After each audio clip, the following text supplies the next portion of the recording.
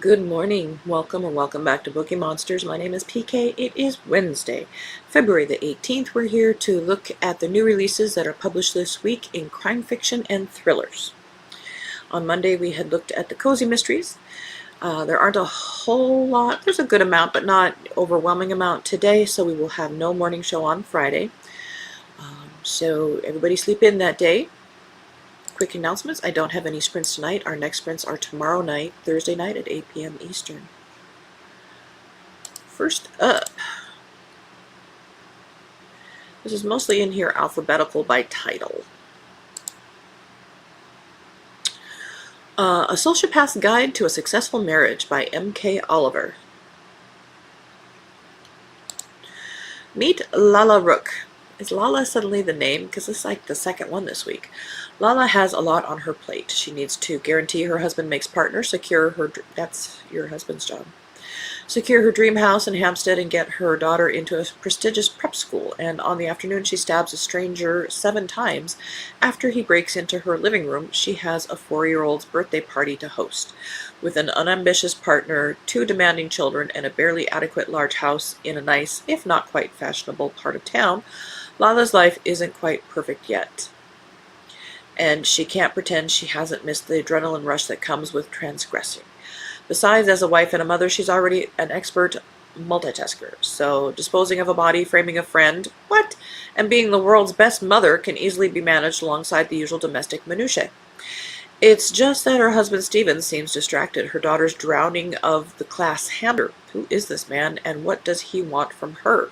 Because Lala has a past she'd rather keep hidden, and the sudden appearance of the police means that avoiding them will be yet another task to cross off her to-do list.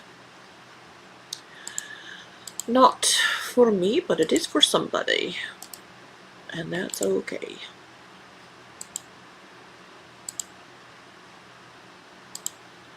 Good morning, Cajun. Having a slow start before we head out for the day today. Hope everyone is doing well. Well, you sleep in and enjoy. Appreciate you being here.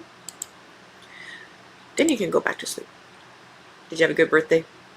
You did. You told me some of the things. Carney by A.F. Carter, 5th in the Delia Mariola series. Baxter's a city on the move. You can't drive along a single street without running into a construction project. The smell of money and opportunity is equally pervasive, with new restaurants, boutiques, and hotels quickly replacing the old motels, corner stores, and dive bars. And this influx of money and people creates new opportunities not only for the workers and entrepreneurs of Baxter, but for career criminals as well. Captain Delia Mariola understands all of this, and Baxter Police Department is prepared to battle against the drug dealers, pimps, and stick-up artists constantly streaming into town. Or it should be. The department began recruiting shortly after the Nissan contract was awarded, which began the city's rapid transformation, but the commission vetting new hires rushed to bring in almost anyone with a law enforcement background. Men and women were added as fast as they applied, creating a vortex that perfectly suited a group of ex-cops from Missouri, as corrupt as they are brutal. Championed by Boot Stafford, candidate for mayor, they aim to run the Baxter PD and through it, the entire city. Delia is not afraid, not of these crooked cops, nor of the higher-ups who protect them, but she surely needs help and finds it in the form of Tom Carney, an experienced undercover from faraway Philadelphia. His status is known only by Delia and the commissioner. That secret proves invaluable as Carney weaves unsuspected through Baxter's underworld. But to what end? Does Carney serve the purpose of Baxter, or is the supremely charismatic man playing a game of his own? Delia isn't sure and won't be until the endgame lays everyone's cards on the table. These are definitely on the darker side, grittier side.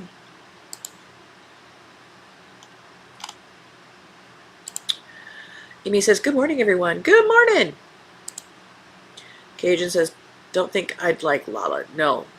And part of me in the back of my mind was saying, I don't like that this kind of character is glorified, if that makes sense. And yes, it was a very good day. Awesome! Amy says, I'm glad to hear that your birthday was awesome, Cajun. Yes. Elena says, good morning. Well, good morning. How you doing?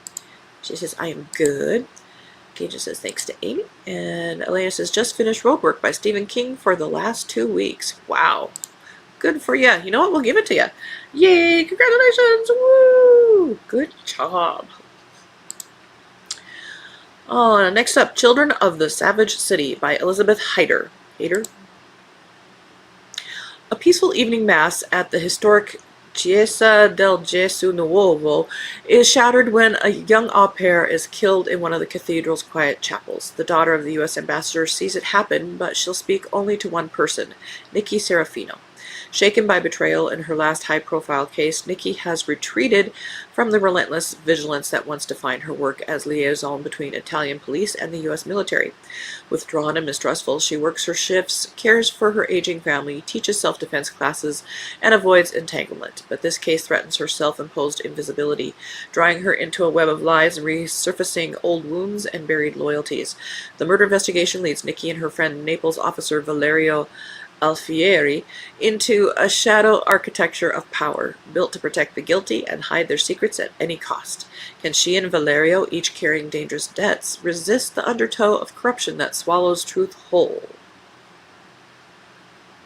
Set in Naples.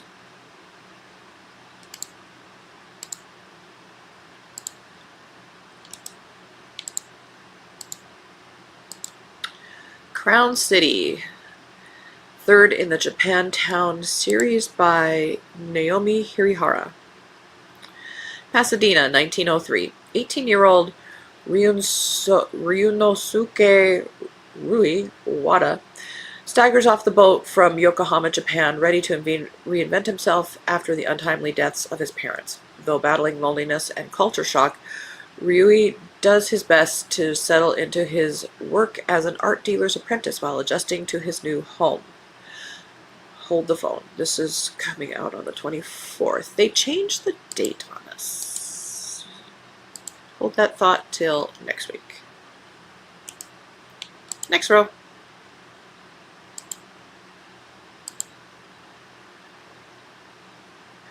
In case anybody is wondering, I go from Sunday to Saturday when I'm doing the cutoff. Paige says, yes, exactly. They tried to make her sound quirky and cute, and it just isn't. No. Paige says, yay, Elena. And Amy says, congratulations, Elena. And Elena says, thank you. All right, a new Kelly Armstrong in her Havens Rock series, the second series with the same characters as a previous series. This is called First Sign of Danger. I'm a bit behind in this series. Detective Casey Duncan and her husband, Sheriff Eric Dalton, are entering a new chapter of life as parents to their 6-month-old baby. Their family is hidden away in the sanctuary town of Havens Rock, where they can live safe and private lives. But when they encounter hikers too close to the borders of Havens Rock, they realize they're in danger of being exposed. When they find one of the hikers dead the next day, they realize that their paranoia was justified. But they're no closer to finding out who these people were and what they were doing in the vicinity of Havens Rock. Only by tracing the hikers' movements, as well as examining the recent behavior of their closest neighbors, the workers of a secretive mining camp, will they be able to figure out where the threat is coming from and shut it down? Otherwise, the lives of everyone in Havens Rock and their safe, secure new existence are at risk.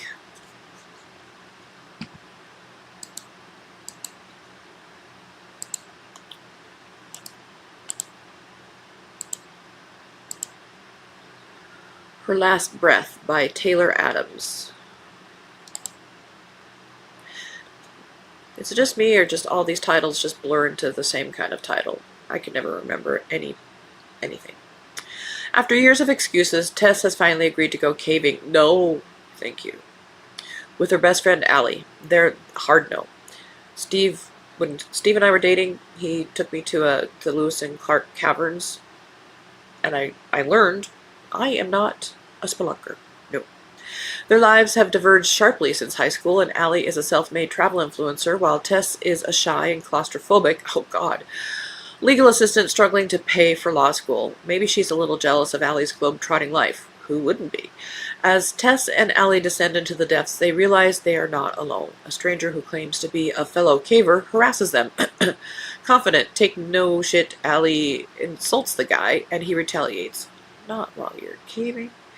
Soon, Tess is trapped inside a narrow crawl space, hundreds of feet underground, fighting to stay alive. 24 hours later, as a hospitalized Tess recounts her harrowing story of survival, the detective interviewing her shares new and shocking secrets about Allie's true past. Together, they begin to suspect the brutal attack wasn't so random after all. Who was Allie really? Why did this man target them? And did Tess really leave the danger behind when she escaped the cave? And it sounds like Allie didn't. Ew. No. Hard no. It is for somebody. Oh, and, let's do the opposite side here and have murder at 30,000 feet. Again, no. Let's just add to everybody's fears. Murder at 30,000 feet by Susan Walter. It's a ticket to paradise. Flight 868 has nonstop service to San Juan, Puerto Rico. After a dozen tipsy passengers are off to a destination wedding, a team of high school baseball players is headed to a tournament. The plane is packed with people eager to escape their lives and others who can't wait to return to their beloved home. But sweet anticipation turns to terror when a lightning strike short-circuits the avionics and plunges the plane into darkness. When the lights come back on, a passenger is found brutally murdered with only a bewildered air marshal to solve the crime. He soon realizes that several passengers are harboring dark secrets, but the identity of the murderer eludes him.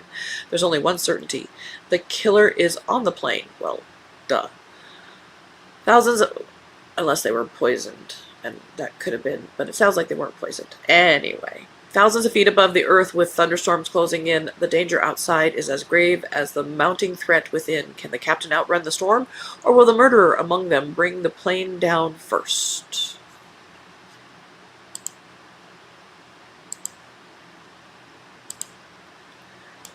Just give us a nice police procedural. Murder Will Out by Jennifer K. Breedlove. Come for the memories, stay for the murder. Little North Island off the coast of Maine is so beautiful it could be a postcard. Organist Willow Stone cherishes her memories of childhood summers spent on the island with her godmother Sue, even though her visits ended abruptly and she hasn't seen or heard from her godmother in over 15 years, until a letter from Sue and word of Sue's death brings Willow back to the picturesque island. The islanders rarely mention Sue without also bringing up Cameron House and the controversy around Sue's unexpected inheritance of the sprawling mansion. When Willow overhears someone threatening the next heir to the property, she starts to question whether Sue's death was really an accident, and can't help but wonder whether someone on this sleepy island is willing to stop at nothing, even murder, to claim Cameron House for their own. And then Burbage. End of that row. Oh, Gray Man has a new book. I keep meaning to read this series for Spy vs. Spy. I haven't yet. The Hard Line by Mark Greaney. 15th in the Gray Man series. Family means different things to different people, but in Gray Man's world, family is defined by blood. The blood you share with some and the blood you shed with others. Court Gentry's current family operates out of an office park in Norfolk, Virginia. The ghost town is an off-the-books direct action team run by Matt Hanley, former CIA deputy director. They take on the jobs that agency needs handled discreetly, and those jobs are rolling in. Somewhere at the top of the U.S. intelligence apparatus, security experts and intelligence operations worldwide are threatened. It starts with a blown safe house in Tunis. Then Court himself barely escapes from an ambush in the jungles of Nicaragua. Now key members of the U.S. counterintelligence community are being assassinated in their own neighborhoods. With the feds compromised, it's up to Court and his team to stop the hit squads. But eliminating professional kill teams may be the least of the Gray Man's worries when he finds himself targeted by the legendary assassin codenamed Whetstone, a man driven out of retirement by a very personal quest to rain down hellfire on Court and everyone he's ever loved, starting with the father he hasn't seen in 20 years.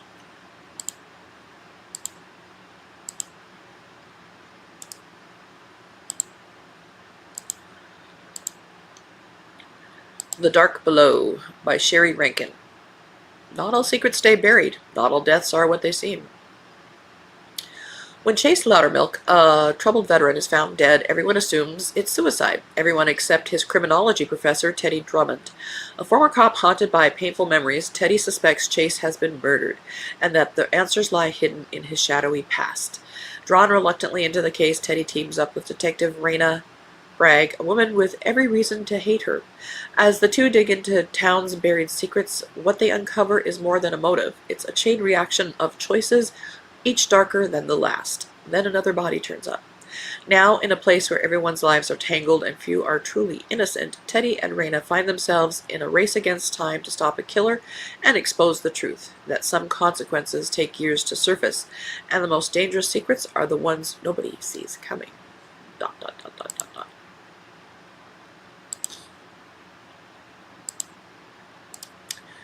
Steve Barry has a new one in his Cotton Malone series, 20th in that series. This is The Devil's Bible. Former Justice Department operative Cotton Malone is called to Sweden when the younger sister of King Wilhelm I is kidnapped. The ransom demand? Hand over an 800-year-old book, the Codex Gigas, the largest illuminated medieval manuscript in the world. Claimed as war loot from Bohemia in 1648, it's been kept in Stockholm for nearly 400 years. Along the way, it also acquired another more mysterious moniker, the Devil's Bible. Now the Czech Republic wants the codex back, and Sweden has agreed to return it, but forces are at work to stop that deal from happening. The likely instigator? Russia, who is also top of the list for possible kidnappers. It's up to Cotton and Cassiopeia Witt to locate the king's sister, secure the codex, and thwart the Russians. Yet nothing is as it seems. Trusted allies become hostile enemies, long-standing enemies suddenly shift into partners. Making matters worse, an array of conflicting personalities re-emerge from Cotton's past, transforming an already chaotic international situation into something far more personal and deadly. And then Burbage.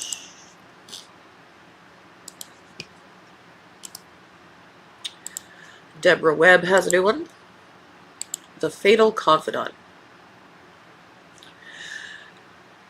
Deputy District Attorney Carson Tanner is nicknamed the Avenger for good reason. 15 years ago, the murder of Carson's family fueled an unrelenting need for justice. His latest investigation into Birmingham crime boss Otis Fleming is a career maker if he can crack Fleming's closest confidant. Annette Baxter is a fierce and cunning fixer who makes the dirty deeds of the city's elite disappear. She's ready to turn on Fleming to save herself, but Carson may not be ready to face all the secrets she protects. Annette claims there's more to Carson's brutal past than he could have imagined, and a string of new murders suggests that someone in town is tidying up loose ends. Can he trust her long enough to find the truth? Can she trust him long enough to survive? I bet they fall in love. End of that row. While we're setting that up, let's check the comments. Amy says, this is like a choose your fear adventure book. True. Cajun laughs and says it does. Now all we need is Beneath Deep Water and Being Trapped. When I Kill You by B.A. Paris. Who is watching Nell Masters? Nell Masters is certain someone is following her. The hairs on the back of her neck rise when she travels to and from work. There are silent calls to her office, and a huge bouquet of flowers arrives without a card. And Nell has a reason to be looking over her shoulder because she has a secret that she's hiding from everyone in her life, including her new partner, Alex. But Alex also has secrets of his own. 14 years earlier, when Nell went by the name Elle Nugent, she witnessed a student, Bryony Sanders, getting into a stranger's car. When Bryony was found murdered, Elle became obsessed with finding the person responsible. She was convinced she knew who it was, and her fixation with Brett Parker, the man she accused, led her down a dangerous path. Now Nell tries to convince herself that this unnerving feeling of being watched is all in her mind. Has someone from her past discovered her new identity? Has the stalker become the stalked? Or is there something even more deadly at play?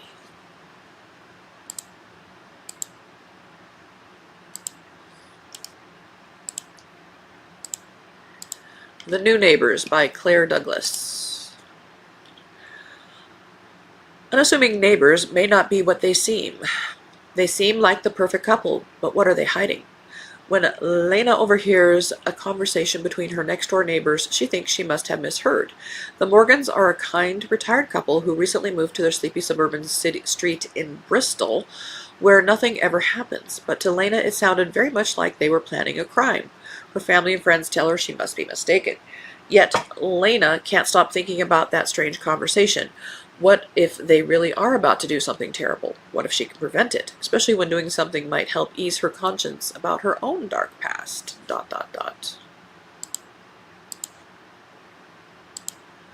Avoidance much? Last one. The Winter Verdict by Dan Bazzetta. Second in the Tom Burt series. Tom Burt, we're just going to say Burt, a former Department of Justice lawyer, thought he'd left his past behind when he moved to Castle Ridge with his family. But when a brutal attack leaves him fighting for his life, Tom and his family find himself at the epicenter of an unfolding conspiracy that stretches from the local ski resort to a desert compound on the other side of the world. At the heart of the mystery is Phoenix Holdings Group, a shadowy international conglomerate with its sights set on Castle Ridge Ski Resort. Is it an evil ski resort? When a catastrophic accident at the resort claims dozens of lives, Tom uncovers a chilling connection to his own assault and a ruthless plot that could endanger millions. With his wife and daughter's lives hanging in the balance, Tom must navigate a treacherous path of legal intrigue, corporate espionage, and looming revenge. The Winter Verdict. That is it. We made it just in time. Woohoo!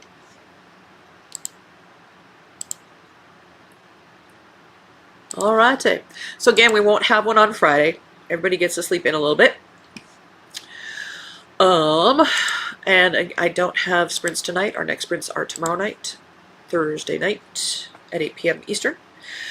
Winter's coming today for us here. We've been in the 60s and 50s and 40s, and today we are in like teens. So it's going to be cold for a couple days and then back up next week. So everybody stay safe, stay warm, read good books.